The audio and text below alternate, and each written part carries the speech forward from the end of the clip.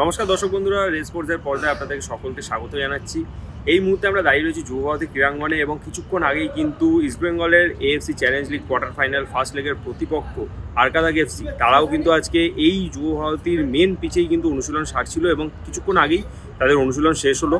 এবং অনুশীলনে আমাদের প্রথম 15 মিনিট যেটা বরাদ্দ ছিল মিডিয়ার জন্য, আমরা প্রথম 15 মিনিটের অনুশীলনে যে জিনিসটা আরকাদাগ দলকে দেখতে পেলাম, তারা কিন্তু পুরোটাই ফিজিক্যাল ফুটবলের ওপর তারা কিন্তু জোর দিচ্ছে। এর আগে ইস্টবেঙ্গল অল্টিনের বিরুদ্ধে যে ম্যাচটা খেলেছিল আপনারা দেখেছিলেন, সেই ম্যাচে ইস্টবেঙ্গল 3-2 গোলে পরাজিত হয়েছিল। তার মূল কারণটাই কিন্তু ছিল যে অল্টিন কিন্তু ফিজিক্যালি খুবই স্ট্রং খেলেছিল সেই সময়, এবং তাদের যে মাঝমাঠ থেকে শুরু করে পুরো আক্রমণ থেকে রক্ষণ, তাদের যে বল কন্ট্রোলটা সেটা কিন্তু খুবই ভালো ছিল।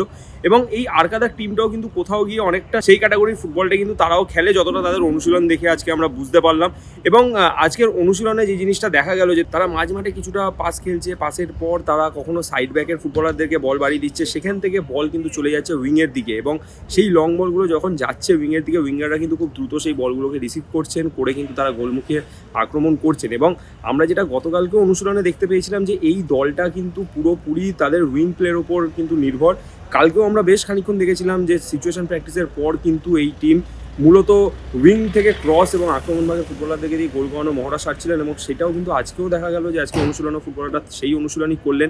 এবং সবথেকে মূল গুরুত্বপূর্ণ বিষয় যে জিনিসটা, অল্টিন টিমটা যখন কলকাতায় খেলতে এসেছিল ইস্টবেঙ্গলের বিরুদ্ধে, অল্টিন দলে মিডফিল্ডে একজন ফুটবলার ছিলেন, সেই ফুটবলার কিন্তু গোটা ম্যাচটাতে অল্টিনের কিন্তু আক্রমণ থেকে রক্ষণ পুরোটাই কিন্তু সেই প্লেয়ারটাই কন্ট্রোল করতেন।